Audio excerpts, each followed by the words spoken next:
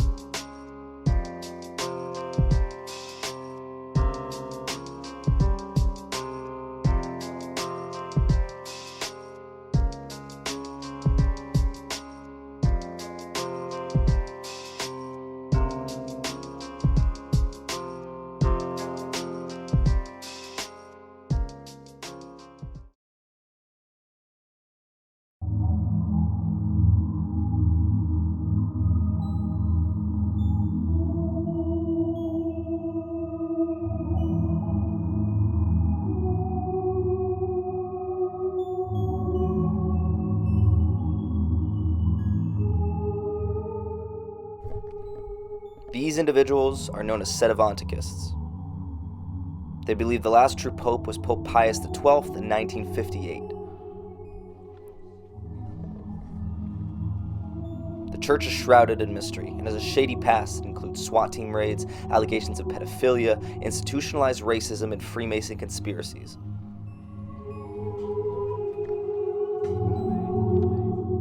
More specifically, they are known as the Congregation of Mary Immaculate. The current leader of the group is Mark Pivarunas.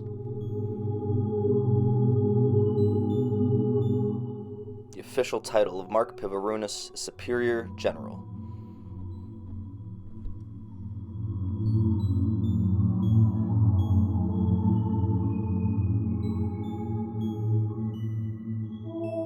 The following program was made possible by the generosity of those who have determined to hold fast to the true Roman Catholic religion, as expounded by the Roman Catholic Church before the disasters of Vatican II and the so-called New Mass. In order to understand the CMRI, it's best to start with their founder and the man responsible for the entire movement, Francis Conrad Schuckardt.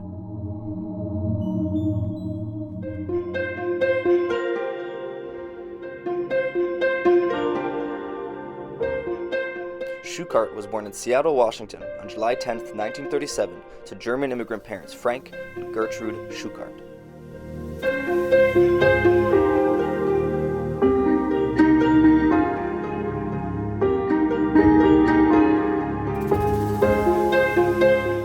Schuckardt graduated high school in 1954, later attending Seattle University and earning a degree in education and linguistics. In 1958, Schuckardt joined a group known as the Blue Army of Our Lady of Fatima, devoted to traditional Catholic values and reverence to the Virgin Mary. Schuckardt enrolled in the seminary in 1959, but dropped out in his first year due to health issues. Health issues would be a recurring complaint from Franz Schuckardt. Over the span of 2 years, Schuckardt was reportedly struck with the following health issues: typhoid, leading to an 8-day coma in 1961, thrombophlebitis, otherwise known as blood clots, in 1963.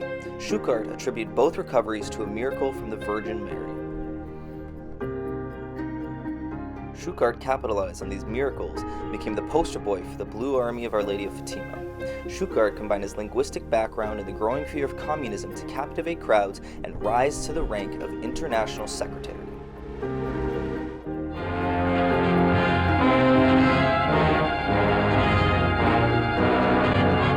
In recent years, a sinister force has appeared in our world. That sinister force is communism. Let's have a good look at communism. Schuckardt relentlessly toured across North America during the span of 1963 to 1967, and he's documented giving lectures in up to 20 different American cities, including lectures at the University of San Diego, Portland, Chicago, and more.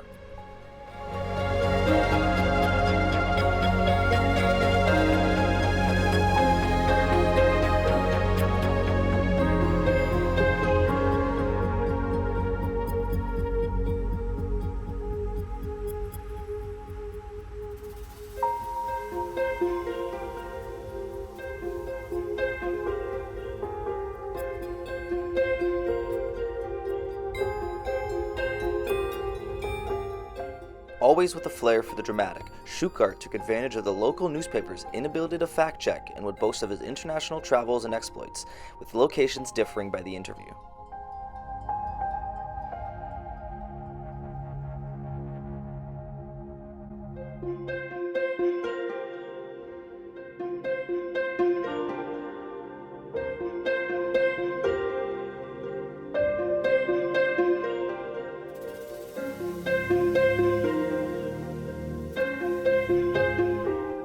As Schuckardt's reputation grew, it seemed his claims grew more and more outlandish.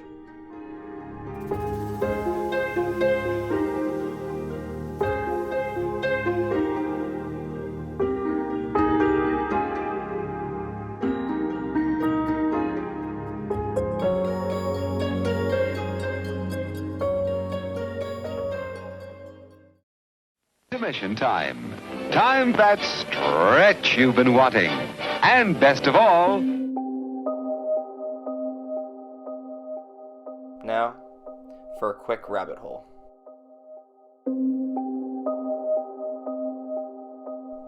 On February 11th, 1967, the Vatican held a press conference concerning the 1960 secret of Fatima, which was a supposed prophecy of the future by a Portuguese nun, LUCIA SANTOS.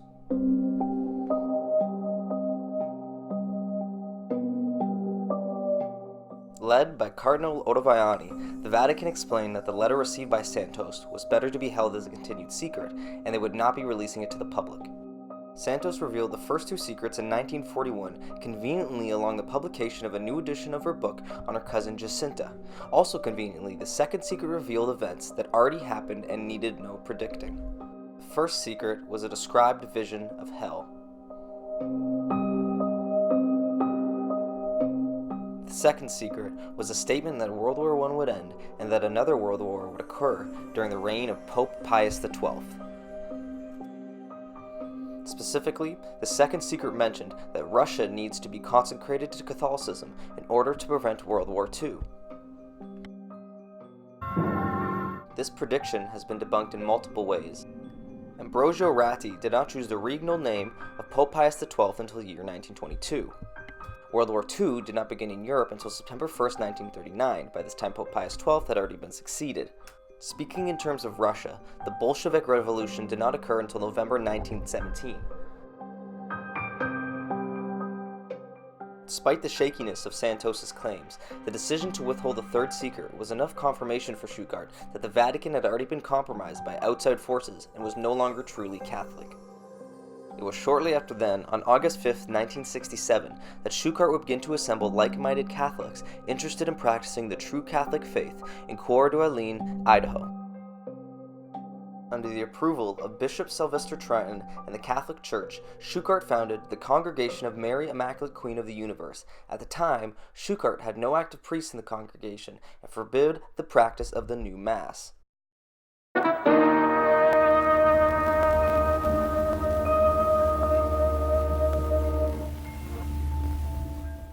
Schuckardt would give his last lecture on behalf of the Blue Army of Our Lady of Fatima on February 24th, 1968.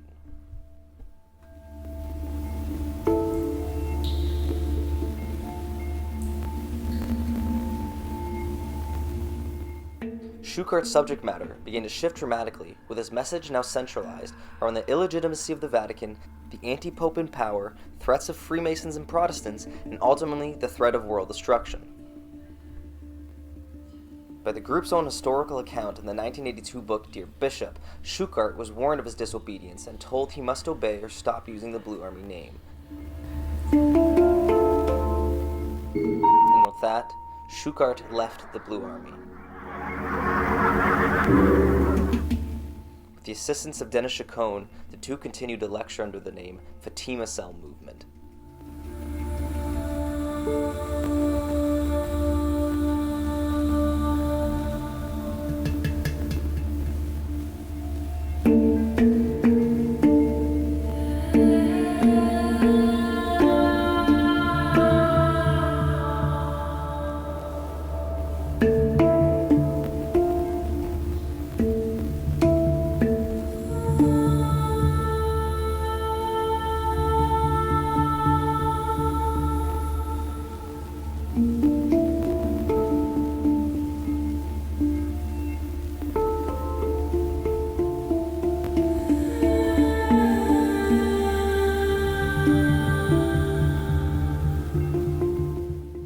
around this time, the CMRI bought a large plot of land in RATHDRUM, Idaho, and opened up their version of a school.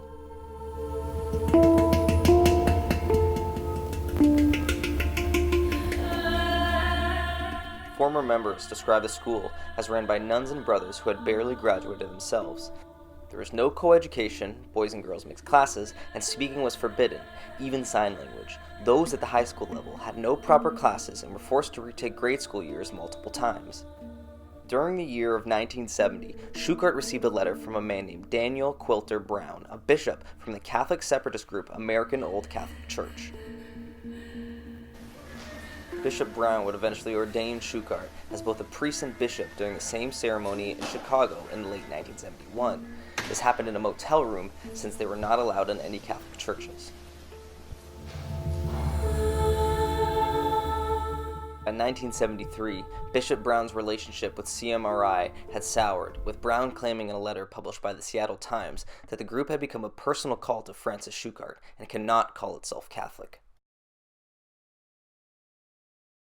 Most Reverend Sylvester Tridentine is the Bishop of the Roman Catholic Diocese of Boise, and we begin our discussion tonight with him. In 1974, Bishop Tridentine would publicly denounce the CMRI in an article published by the Times in Twin Falls, Idaho.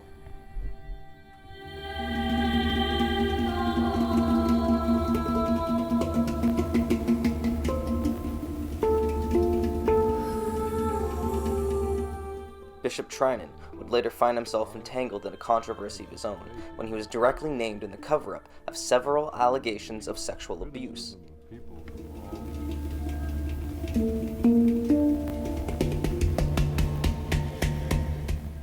In 2018, the Idaho Statesman broke news of a story involving the sexual abuse of a 12-year-old boy at the hand of Reverend James McSorley. The bishop responsible for shuffling McSorley to another posting? Bishop Tridentine. The end of 1974 would bring the first of many litigations to come. Schuckardt found himself being sued for damages by the husbands of two of his nuns who apparently fled for Schuckardt's convent in Idaho without telling their family.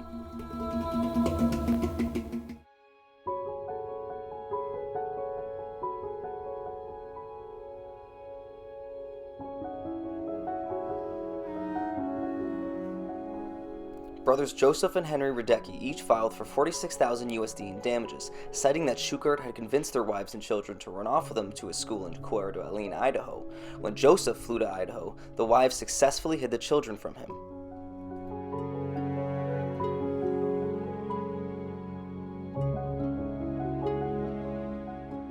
Although the brothers initially won the settlement, the court would overturn the decision in a 1976 Ohio court hearing, despite the clear evidence of indoctrination by the church.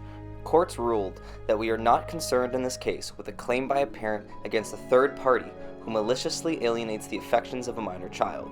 In the eyes of the court, the alienation of affection from the wives was the only matter at hand, and the children were inconsequential. The Radecki brothers' concerns of indoctrination would prove to be correct, as the same children named in this case would go on to become major figures in the CMRI and two of its largest voices.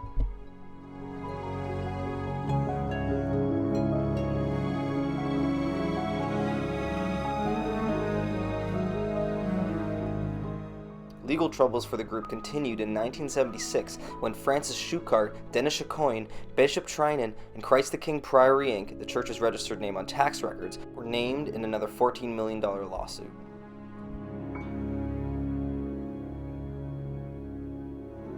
Similar to the Radecki case, John M. Tamplin claimed that the church was the cause of the separation with his wife, also causing tremendous loss, both financially and property-wise. It was also during 1976 that Paul Welch of the Oblates of Mary Immaculate, a religious order which provides teachers for the Tridentine schools, pleaded guilty to battery for beating a 10-year-old pupil.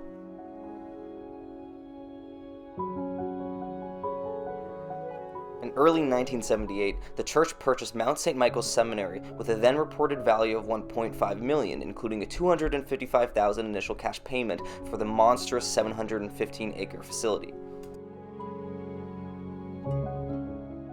It was reported that this was made by an entity known as Pillar Investment Co., an obvious attempt to dupe the Jesuits they were purchasing the property from, who would never knowingly sell the property to the fringe spin-off group.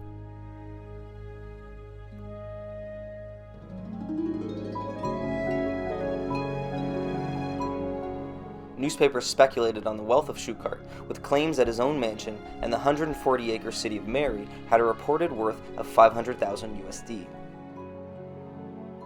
The Spokane Chronicle reported in May 1978 that in addition to these assets, the church also possessed 9 houses in Coeur d'Alene used for various purposes. One of the vocal advocates of Schuckardt's extremism was Daniel Q. Brown, who once ordained Schuckardt in a motel room.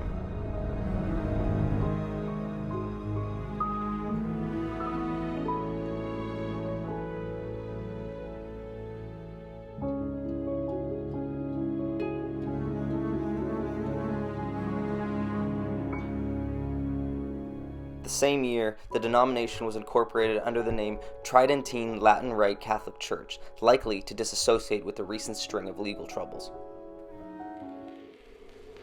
John M. Tamplin and the TLRCC would clash again, with Tamplin arrested by the Spokane County Police for refusing to sign a parking ticket. The reason for the ticket? Tamplin was parked in front of Mount St. Michael's with signs on his truck, alleging the group of being a satanic, family-splitting cult. Tamplin would seek $200,000 in damages from the church, and TLRCC's calls for dismissal would be rejected.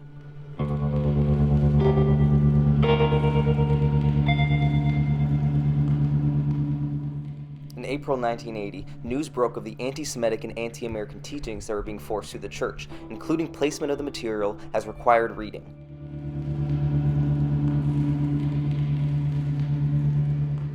Schuckardt's descent into madness can be documented here, when he's quoted by former members as claiming America is under a Freemason republic, it was anti-Catholic to support the American flag, and there was an active Zionist conspiracy in place to take over the world. Schuckardt continued to travel across the continent to spread the word about his movement, in 1982 traveling to Hawaii and giving a speech in Honolulu. His topics seemed to echo the same things he was campaigning against in the 1960s, warning crowds of the coming nuclear war.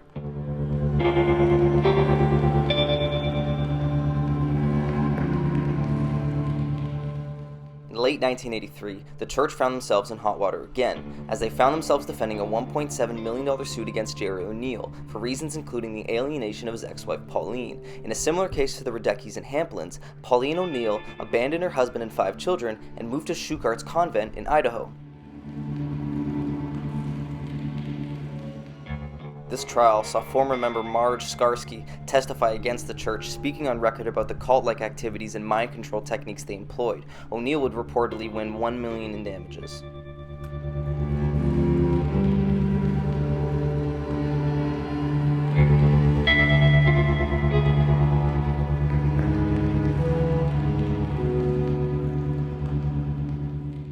Armed with pistols, Schuckardt's inner circle loads moving vans with a large cache of cash, drugs, and religious text.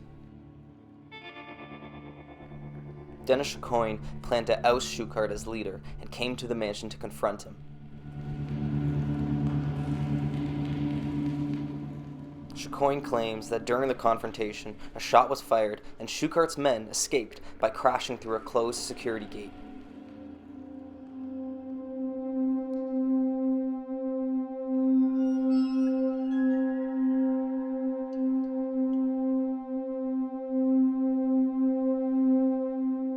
Schuckardt failed to show up for the hearing and instead took refuge in a motel room where these famous images of him are sourced from.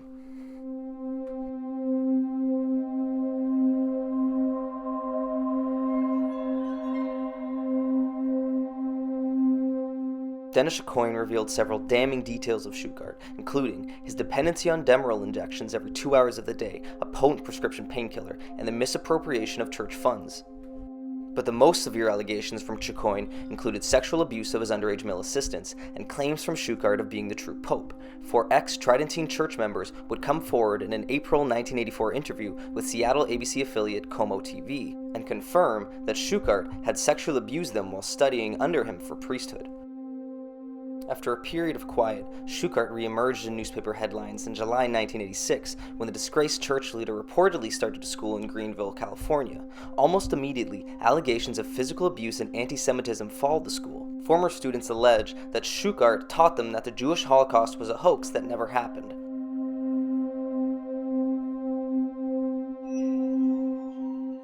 The same 1986 article from Jim Sparks revealed the lunacy surrounding the church, including stories of CHICONE chasing Schuckardt across North America to access the church's secret bank accounts before they could be cleared. Chicoine spoke in the interview about a confrontation in Nelson, British Columbia, when he drove there to clear an account. After stopping for gas outside of town, he realized someone had put sugar in his gas tank, and 2 men in black robes were seen at Chicoine's motel, asking for his whereabouts. However, Chicoine's attempts to distance the church from Schuckardt was not without conflict, as more reports came from church members that Chicoine had a personal hand in the physical abuse that occurred in the past. One particularly graphic account was retold by former church member Julie McKenzie in the same July 1986 article. McKenzie spoke of an instance at the age of 12 where, in order to avoid food waste, she was instructed by nuns to eat the rotten carrots in the food supply.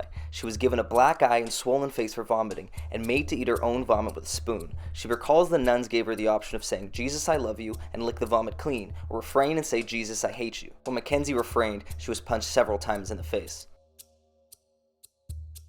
Further claims of abuse included the frequent use of paddles and razor straps, forcing students to walk on their bare knees across unpaved parking lots for hours, causing bleeding and permanent cartilage damage, and the shaving of several young girls' heads, in one case for explaining to her friend what the menstrual cycle was. When pressed on the church's anti-Semitic ties, Chicoine was quoted as saying the following: "If someone is living Old Testament, they're anti-Christ. It's an eye for an eye, a tooth for a tooth." When asked about his perpetuation of the Holocaust as a hoax, Chicoine said, "I say, why make a big thing about the Germans putting 6 million Jews to death when many more people have been killed by the Soviet Union?"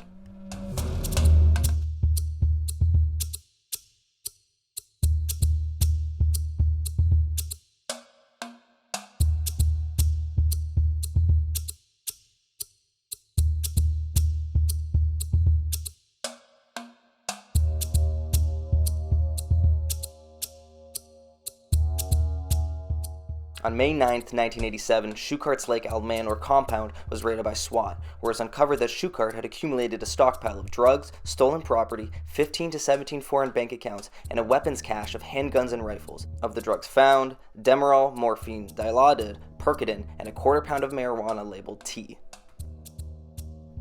Of the 2 individuals brought in on gun charges, one was Joseph Belzak. Belzak's placement in Schuckardt's inner circle is important to note for future charges brought against his son. During the raid, several troubling books and documents were uncovered, some bizarre, including books on killer darts, cyanide grenades, nasal spray explosives, and ritualistic limb removal, and some that supported the racist allegations against the group. 8 copies of the New Order, a proven Nazi publication, and order forms for publications including Death to Race Mixers and Inflation is Jewish. In a strange turn of events, the group would then try to unsuccessfully sue Plumas County for an absurd $185 million in damages from the raid, more than 8 times the county's entire budget. Given the fact that the court could not prove possession of the items that were accused stolen, all charges of stolen property were dropped. In October 1989, after 2 years of drawn-out litigation, Schuckardt agreed to attend a drug counseling course in exchange for dismissal of his charges. After 9 years of litigation between Chicoine and Schuckardt across 5 different states, Chicoine eventually won the majority of the church's holdings in a 1993 out-of-court settlement. The Congregation of Mary Immaculate continued to operate out of Mount St. Michael's in Spokane, Washington, and would do their best to separate themselves from their troubled past. Schuckardt's near 100 devoted followers remained by his side in Renton, Washington. In 2002, Schuckardt's followers made the news once more when 2 of his nuns were attacked in Klamath Falls, both sexually assaulted and one strangled with her own rosary beads. People have speculated that the CMRI were potentially behind the attack, given the seemingly targeted nature. In 2005, 3 members of the TLRCC would be found guilty for child molestation. Michael Murator, Justin Kirkland, and Steve Belzak would all be found guilty for the sexual abuse of young boys. It is theorized that this behavior at such a young age indicates the offenders learned from their own childhood trauma. prosecution process was delayed because some of the offenders, like Michael Murator, did not possess a birth certificate. The reclusive nature of the church saw these offenders spend their entire life out of the public eye. If the name Belzac is familiar, his father Joseph was one of the individuals in Schuckardt's inner circle served with gun charges following the 1987 raid of Schuckardt's Lake Almanor property. In 2019, Belzac is still getting away with sexual abuse, this time with his own younger blood relative. Despite the clear signs of Steve A. Belzac's deviance, the court rejected the claims of sexual abuse due to the lack of evidence, and in turn dismissing the sexual assault protection order requested by the party. Schuckardt would spend the last of his days as a recluse, dying on November 5, 2006 at the age of 69. Chicoine had passed away 10 years earlier on August 10, 1995. The TLRCC and the CMRI would never publicly make peace with each other. It is unknown how many members remain in the TLRCC, but the CMRI operates across 14 countries, running 70 mass centers and 20 K-12 schools.